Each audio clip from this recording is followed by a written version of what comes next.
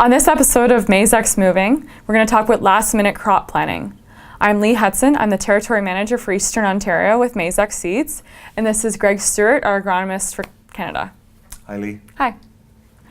Greg, so I have a grower here that needs a little bit of assistance with planning their field of corn for this spring. Right. And it's a field of 3397, and I have some soil tests, and we'd like to just make a little plan here for him. So we've put together sort of a one-pager that captures most of the things that a grower would need to identify. And now we are moving on into April, but still time to get some plans made, and that's the essence of this guide. So we cut straight to getting the field listed and the hybrid listed, 3397.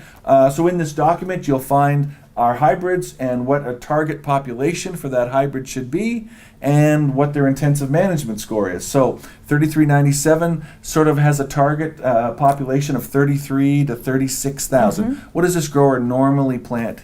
He's aiming for 34,000. Okay, so 3397 is an offensive natured hybrid, and if he's on a good piece of ground, pushing that population up into the 34 to 36 range would probably be a good recommendation.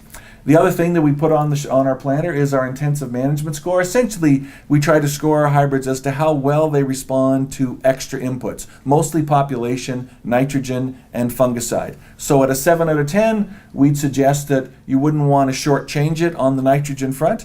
And does this grower use fungicides applied at tassel time? Yes, he usually positions on hybrids that respond to fungicide. All right, so 3397, we give it a 7 out of 10. So it's not our most responsive hybrid, but certainly it'd be a hybrid that we'd recommend a fungicide application, particularly if things line up with high rainfall, incidence of disease. It's going to be a hybrid that responds to a fungicide application.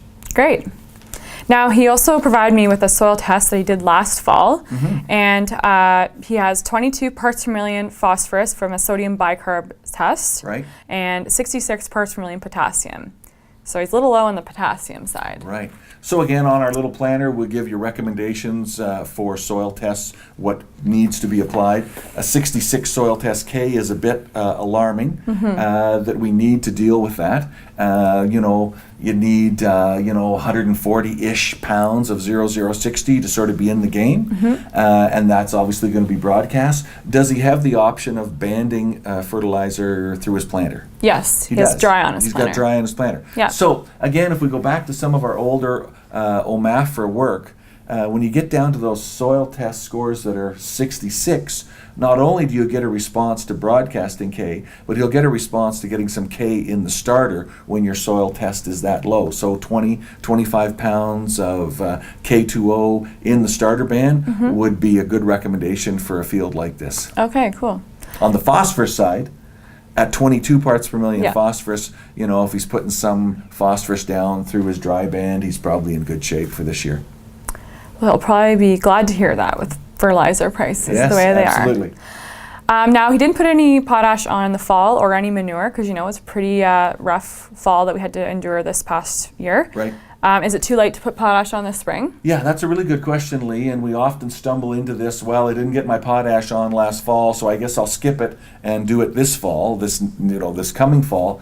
And in some higher elevated soil test scores, that's probably not a bad policy, but in fields where soil test K is low, you wouldn't want to skip this spring and go to this fall. You'd want to get that potash out in a broadcast manner prior to corn planting, hopefully maybe incorporated, and then as we talked about, getting some starter on the planter band. So when your soil tests are that low, springtime potash applications are still the good thing to do. Potash is important. Absolutely. So we also have a herbicide plan section of the planner. So in case you need some ideas, we have a few in here. There's lots of options for you to use. So I've just talked to your chemical supplier that you work with, and they'll be able to help you out there. Very good. If you're looking for the crop planner, we'll have it available to you on Maizex.com, or you can get it from your local Maizex dealer. So we wish you luck this spring, and we will see you in the field.